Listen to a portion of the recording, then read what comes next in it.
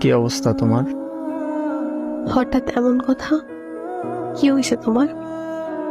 আরে তেমন কিছু না, বাসা দিয়ে নাকি ছেলে দেখছে।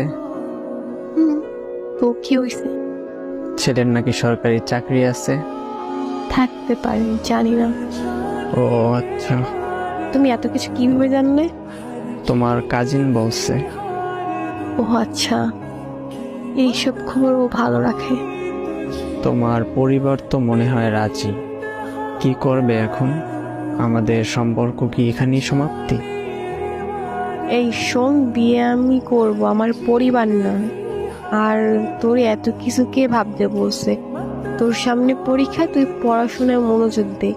আমি তোর ছিলাম, তোর আছি, তোরই থাকবো। তুই পরীক্ষাটা দে আগে, তারপর হাত ধরে নতুন জীবন শুরু করব। সত্যি তো? হ্যাঁ, সত্যি।